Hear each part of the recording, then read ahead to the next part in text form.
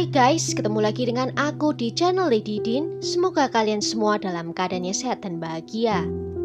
Kasus kali ini terjadi di Catamarca, sebuah kota yang terletak di barat laut Argentina. Di mana di kota itu memang sering terjadi kekerasan pada wanita. Apa yang terjadi dan bagaimana kisah lengkapnya? Tanpa basa-basi lama-lama, kita langsung masuk ke ceritanya ya. Sebelumnya, jangan lupa untuk subscribe dulu channel ini dan nyalakan lonceng notifikasinya supaya kalian tahu video terbaru dari aku.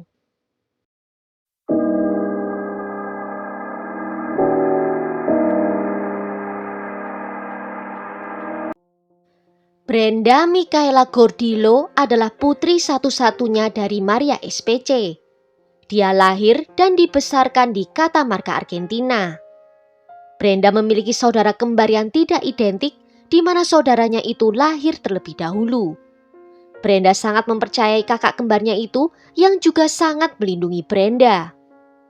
Brenda adalah seorang wanita muda dengan penampilan yang menarik, dan dia tumbuh dewasa menjadi wanita yang suka melakukan kegiatan berolahraga dan bergabung dalam klub hoki sebagai seorang pemain belakang. Semasa kuliah, Brenda juga memiliki banyak teman, di mana dia sering menghabiskan waktunya pergi dengan teman-temannya. Dia dikenal sebagai seorang wanita muda yang bahagia dan rendah hati yang selalu melihat hal-hal baik dari orang lain. Teman-temannya mengatakan bahwa Brenda tidak pernah terlihat mengalami hari-hari buruk karena dia selalu tersenyum dan kepribadiannya itulah yang membuat dia disukai semua orang. Brenda mengambil jurusan teknis administrasi publik dan dengan gelarnya setelah lulus dia bisa mendapatkan pekerjaan di kota madya Catamarca di bagian pariwisata. Bagi ibunya, Brenda adalah kekuatan dalam hidupnya dan juga kebanggaan terbesarnya. Mereka yang mengenalnya menggambarkan Brenda sebagai orang yang ramah, baik dan juga dermawan. Pada bulan Desember 2019, saat jalan-jalan bersama dengan teman-temannya, Brenda bertemu dengan sekelompok pemuda. Dan Brenda rupanya tertarik dengan salah seorang pemuda di sana. Dan pemuda itu juga merasakan hal yang sama. Mereka segera berkenalan dan hubungan dengan cepat menjadi sangat dekat. Mereka melakukan kencan yang berlangsung selama 2 bulan berikutnya. Brenda bercerita kepada teman-teman terdekatnya bahwa dia jatuh cinta dengan pemuda yang dikencaninya itu. Namun Brenda tidak mengenalkan pemuda itu kepada keluarganya walaupun mereka tahu kalau Brenda sedang berkencan dengan seseorang. Ibunya berpikir kalau Brenda hanya ingin memantapkan hubungannya dulu sebelum mengenalkannya kepada keluarga. Brenda memang bukan tipe wanita yang mudah melabuhkan hatinya pada seorang pria. Pemuda yang dikencani oleh Brenda itu bernama Naim Vera, berusia 19 tahun yang adalah anak bungsu dari 4 bersaudara. Dia adalah seorang mahasiswa kedokteran mengikuti jejak dari kedua orang tuanya yang merupakan dokter terkenal di kota mereka. Walaupun keluarga mereka bukanlah keluarga yang berkuasa, namun karena kedua orang tua sama-sama bekerja di bidang kesehatan membuat mereka cukup dikenal.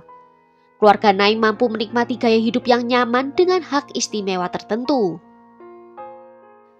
Pada tahun 2018 saat Naim lulus SMA, dia sudah memiliki rencana untuk masa depannya. Setahun kemudian dia pindah ke Cordoba, di mana salah satu kakak laki-lakinya tinggal di sana dan mengejar karir sebagai seorang insinyur sipil. Seperti sebagian besar anak muda di usianya, Naim sangat aktif di jejaring sosial, di mana dia sering berbagi foto jalan-jalannya di berbagai tempat. Naim disebut anak yang baik hati dan dengar-dengaran dengan nasihat orang tuanya, termasuk dalam kehidupan percintaannya. Saat Naim menjalin hubungan dengan Brenda yang usianya lebih tua 5 tahun darinya, Brenda lah yang mendominasi hubungan mereka. Brenda sering marah karena Naim sering bersikap dingin dan juga tidak romantis.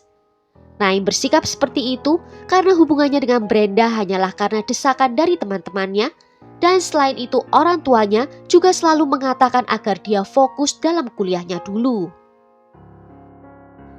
Pada bulan Februari 2020, Naim yang sudah tidak tahan dengan Brenda memutuskan untuk mengakhiri hubungan mereka.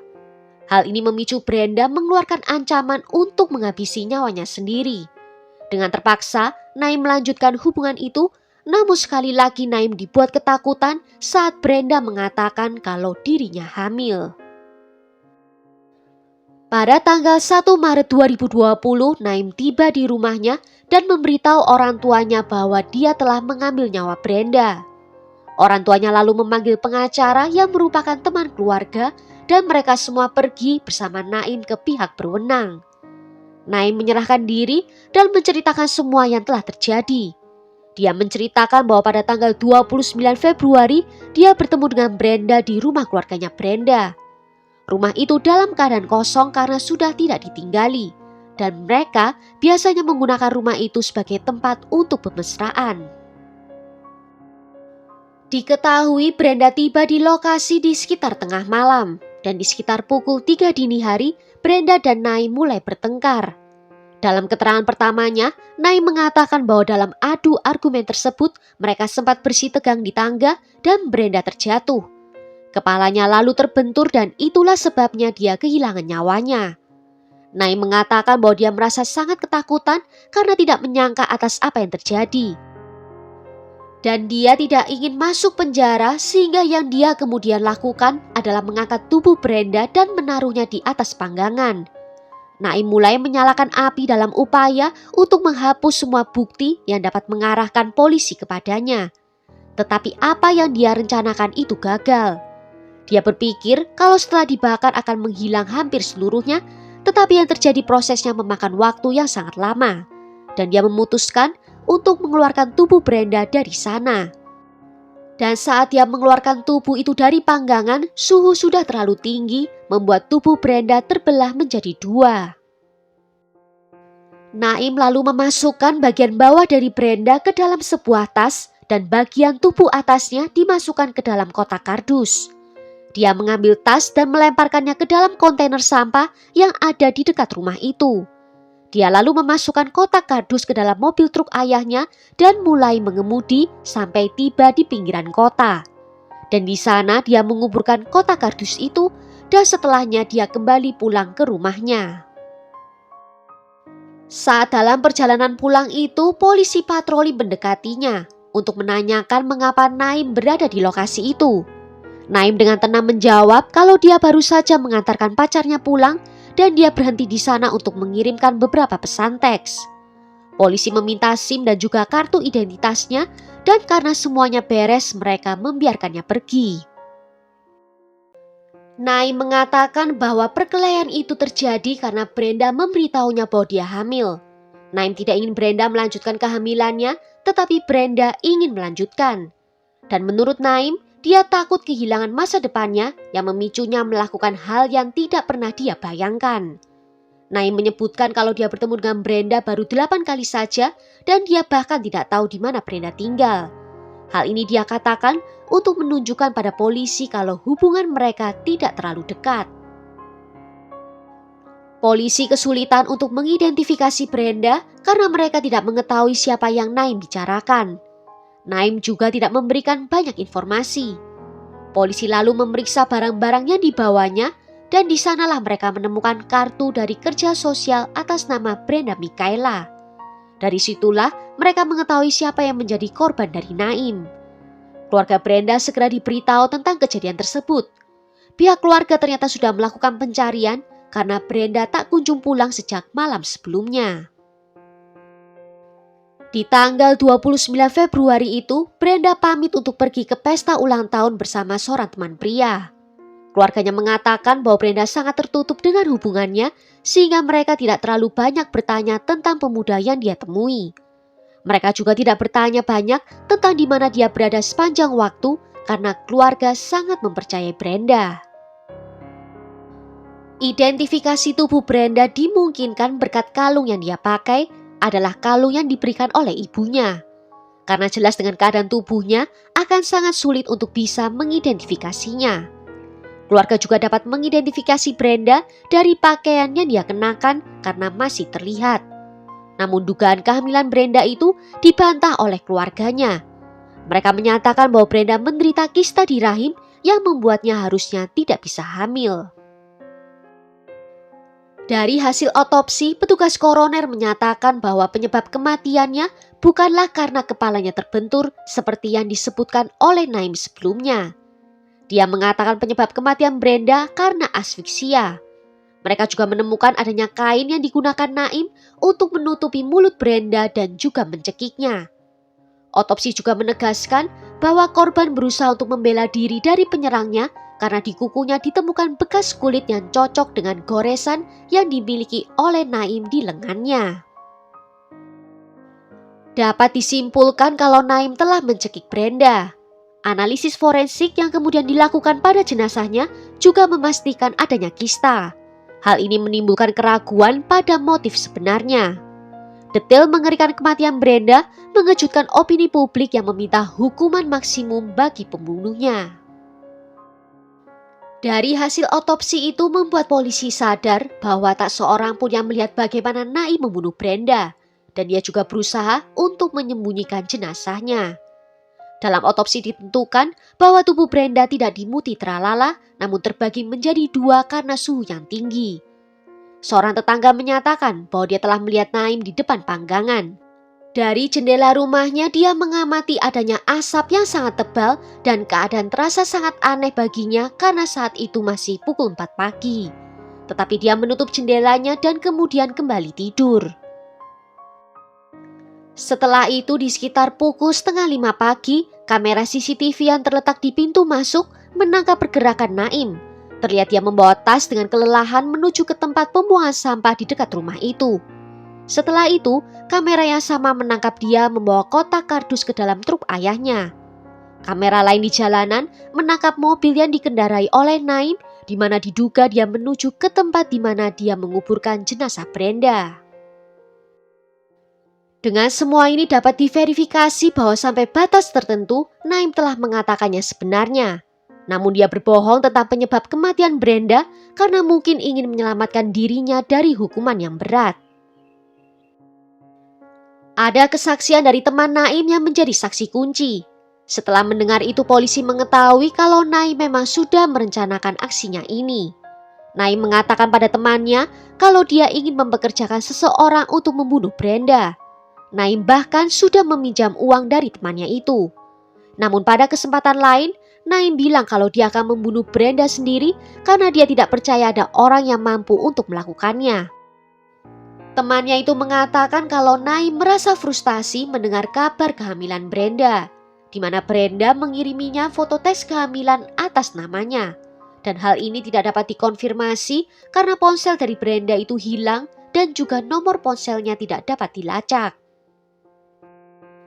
Pada tanggal 3 Maret, Naim seharusnya memberikan kesaksian, tetapi atas permintaan pengacaranya hal ini ditunda 1 hari. Namun keesokan harinya, Naim batal memberikan kesaksian. Dia langsung didakwa dengan beberapa kejahatan, yaitu pembunuhan ganda dan pembunuhan terhadap perempuan. Sebuah dewan medis dibentuk untuk mengevaluasi kasus ini. Pembelanya menghadirkan psikiater dan juga psikolog. Keluarga dan pengacara Naim ingin meyakinkan bahwa Naim tidak waras ketika mengambil nyawanya Brenda. Hal ini sebenarnya tidak bisa dibuktikan karena Naim mengingat setiap menit kejadian yang telah terjadi. Dalam pernyataan pertamanya, dia menceritakan dengan sangat rinci kepada polisi semua yang telah dia lakukan. Sehingga hampir tidak mungkin untuk menyatakan dia tidak bersalah karena memiliki masalah kejiwaan. Keluarga Naim menyatakan permintaan maaf kepada keluarga Brenda. Dan mereka juga mengatakan setelah apa yang terjadi, keluarga mereka mengalami saat-saat terburuk dalam hidup mereka. Selama menunggu masa persidangan, Naim dibebaskan dengan jaminan. Penundaan untuk memulai persidangan memicu puluhan aksi unjuk rasa yang dipimpin oleh ibunya Brenda. Mereka melakukan acara dan kampanye viral untuk menjaga kasus ini tetap hidup dan menuntut keadilan bagi Brenda. Pada tanggal 5 Mei 2021 kasus ini akhirnya dilanjutkan. Pengacara pembela mencoba meringankan dakwaan terhadap Naim. Dia bersikeras bahwa tidak ada hubungan yang stabil antara korban dan kliennya yang dengan tegas menyangkal bahwa mereka pernah berpacaran.